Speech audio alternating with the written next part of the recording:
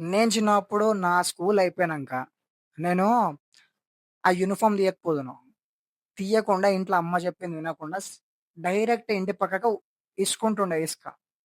అంటే కన్‌స్ట్రక్షన్ చేస్తుండే. ఆ ఇసుక దగ్గరకి పోయి ఫ్రెండ్స్ అందరం ఒక 3, 4 మెంబర్స్ అందరం 3, 4 కాదు ఇంకొక 10, 20 ఉండొచ్చు.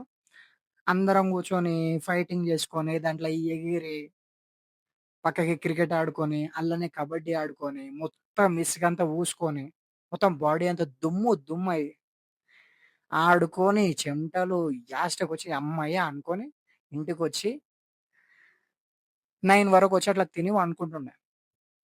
అదే ఇప్పుడు చిన్న పిల్లలు ఎట్లా తయారయ్యారో తెలుసా? స్కూల్ నుంచి ఇంటికి రాగానే ఆ యూనిఫార్మ్ గూడా తీయకుండా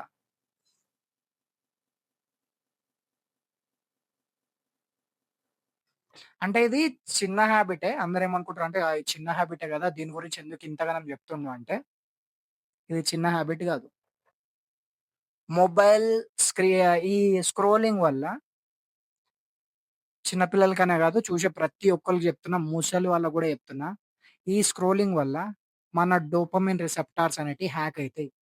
అసలు డోపమైన్ రిసెప్టార్స్ అంటే ఏంటిది? డోపమైన్ రిసెప్టార్స్ అంటే మన బ్రెయిన్‌లో కెమికల్స్, రివార్డింగ్ కెమికల్స్.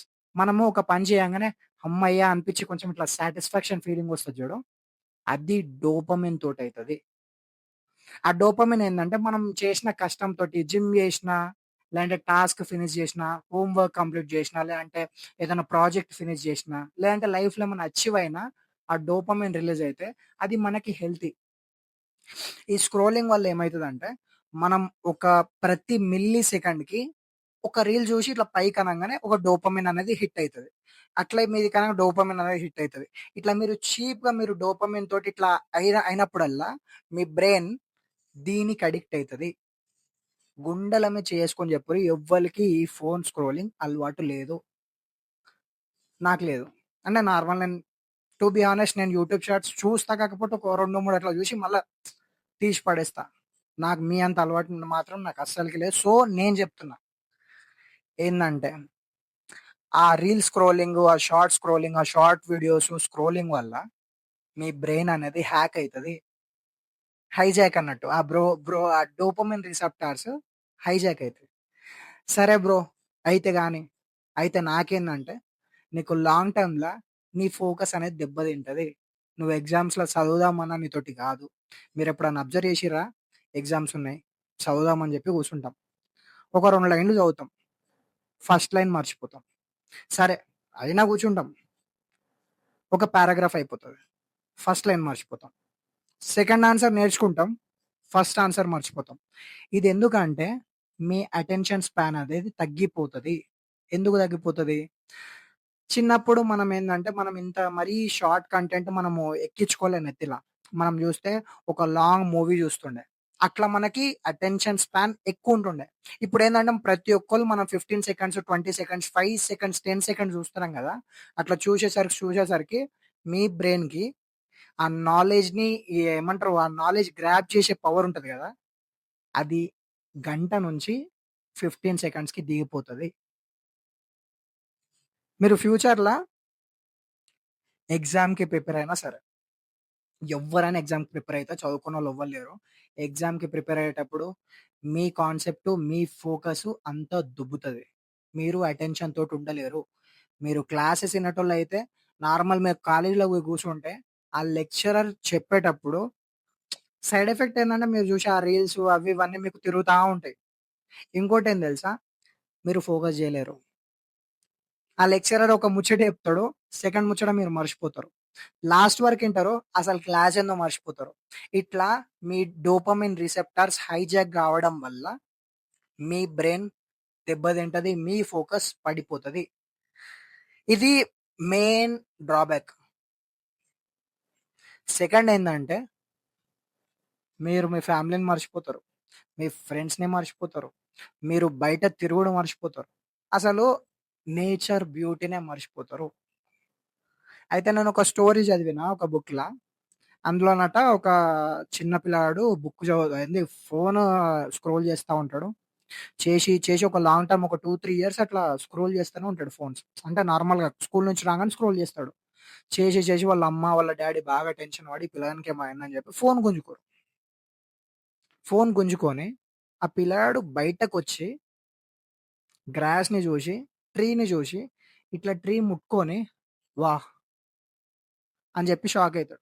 సరే దాంట్లో ఏముంది అంత షాకయితాడంటే, చిన్న పిల్లలకి ఏం తెలవదు గదా! వాళ్ళు ఇది జూషిర్రు గదా! ఇదే నిజం అనుకుంటారు. దీని తర్వాత వాళ్ళెప్పుడైతే ఆ చిన్న పిల్లోడు ఎప్పుడైతే ఆ చెట్టుని ముట్టుకున్నాడా, ఇంత నేచర్ ఎంత బ్యూటిఫుల్ ఉందేంద్రా అని జెప్పి ఆయనకనిపిస్తది. దీన్ని బట్టి నేను జెప్పాలనుకుంటుందేందంటే, ఇదే మనం బావుంటది అని అనుకుంటున్నాం గానీ, ఫస్ట్ నువ్వు నేచర్‌లో తిరుగు. నువ్వు స్విమ్ జెయి. చెట్టెక్కు. మీ అందరికి గుర్తుంది గదా! చిన్నప్పుడు చెట్లెక్కుతుండే మనందరము. ఎంత నవ్వినాం, ఎంత హ్యాపీగున్నాం. అదే ఎవ్వరైనా చూడరు. ఫోను స్క్రోల్ చేస్తూ ఎవరైనా నవ్వుతారా? మహా అంటే ఆళ్ళేమో ఫన్నీ రీలొస్తాయి. అని నవ్వి లైట్ తీసుకో. ఇట్లా మౌత్ బ్రీతింగ్ చేసుకుంటా డల్‌గా ఇట్లే ఫోను చూస్తారు. ఎవ్వరైనా సరే. ఫోను స్క్రోల్ చేసేటోళ్ళ మొఖంలో హ్యాపీనెస్ ఉండది. అదే నువ్వు ఒక చెట్టెక్కితే నీ ఫ్రెండ్స్‌ని చూసుకుంటా నవ్వుతూ, కామెంట్ చేసుకుంటారు, నవ్వుతారు, తన్నుకుంటారు. కొన్ని దెబ్బలు తాకితే ఇంకా మీరు స్ట్రాంగ్ అయితారు. మంచిగా మజిల్స్ ట్రైన్ అయితాయి. ఫోను చూస్తే ఏం ట్రైన్ అయితది? మీ బ్రెయిన్ నాశనం అవ్వుడు తప్ప. సో, ఇన్ని హాబిట్స్, ఇన్ని అడిక్షన్స్ ఈ లోకంలో ఉన్నాంక, ఈ ఫోను అడిక్షన్ ఇది మెయిన్ ఇంపార్టెంట్. సో, అన్నిటికంటే ఇదే డేంజరస్. నేను చెప్పాలనుకుంటుందేందంటే, నువ్వు ఫోను అడిక్షన్ బంద్ చేయాలనుకుంటే, నేనైతే ఇన్‌స్టాగ్రామ్ డిలీట్ చేసిన. నిజం చెప్తున్నా నా ఇన్‌స్టాగ్రామ్ ఉండది. నేను రీల్స్ పెడతా. కాకపోతే ఒకటేసారి షెడ్యూల్ పెట్టేసి ఇడిసిపెడతా. ఇన్‌స్టా డిలీట్ చేసిన. అప్పటినుంచి నా ఫోకస్ 10 టైమ్స్ పెరిగింది. నేను ఇన్‌స్టా చూడా, ఫోనుకి మరీ అంత అడిక్ట్ గాను. సరే ఏం చేయాలంటే, పో గడ్డిని ముట్టుకో, చెట్లెక్కు, తిరుగు ఫ్రెండ్స్ తోటి, మంచిగుండు, నిమ్మలం బయట మంచిగా మంచి రోడ్ ట్రిప్‌కెళ్ళు. ఆ చెట్లను చూడు, ఎంజాయ్ చెయి. అట్లా నీ మెంటల్ హెల్త్ కూడా సెట్ అయితది. ఈ మొబైల్ స్క్రోలింగ్ వల్ల, ఈ హై డోపమైన్ వల్ల నీకు యాంక్సైటీ, స్ట్రెస్ అనేది నీ స్ట్రెస్ హార్మోన్, యాంక్సైటీ ఇవన్నీ బాగా పెరిగిపోతది. అట్లా నీకు స్ట్రెస్సు, ఫ్యూచర్‌లో డిప్రెషనొస్తది. 10ల ఐదుగురికి ఫోను అడిక్షన్ ఉన్నోళ్ళకి పక్కా డిప్రెషన్ సింప్టమ్స్ ఉంటాయి. ఇది సైంటిఫికల్లీ ప్రూవెన్. ఇంత మొత్తుకుంటున్నా అంటే అర్థం చేసుకో. ఇట్లాంటి కంటెంట్ కోసం సబ్స్క్రైబ్ చేసి పెట్టుకో. నెక్స్ట్ లెవెల్ కంటెంట్ వస్తూనే ఉంటది. Thank you.